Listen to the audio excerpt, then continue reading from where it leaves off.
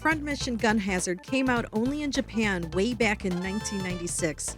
It was developed by Omnia Soft and published by Squaresoft.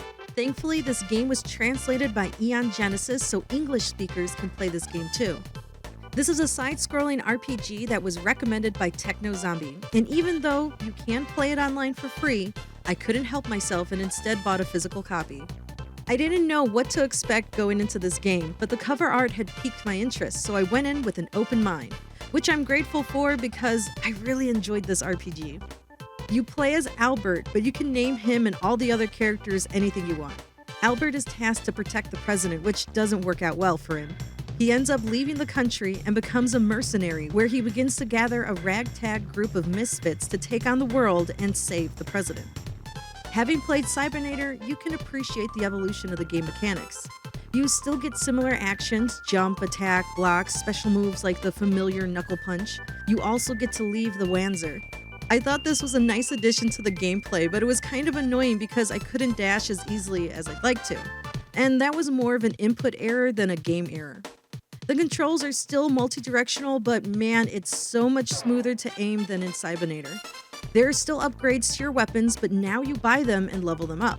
The graphics are absolutely stunning, and even though you don't get many cutscenes, you do have a lot of character portraits that still give you the emotional range to emphasize the given text. I don't know if there are any cheats available because I had bought a cartridge to play and it won't play on my Retro Freak or Retron 5. However, with RPGs, I don't ever feel the need to use cheats because you just have to farm to become overpowered. If you're interested in the Super Famicom cartridge, a loose one is $12.99 and complete in box is going for $22.27. If you're interested in buying a fan-translated cartridge, head to eBay or Etsy, and I'm sure you can find one for less than $20. Squaresoft has been synonymous with producing quality games, and right here is no exception.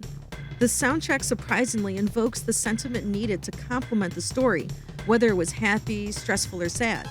The graphics are vibrant, and there's so much attention to detail, like the use of the sun and shadows to make the background change. Even though there are different gradient colors, there are enough enemies so the gameplay doesn't get stale. The character design is stunning and is what you would expect from a 90s RPG, and the character portraits were so well done. Having all this action along with a storyline of a world in turmoil is exactly what you'd want from a mecha-styled game.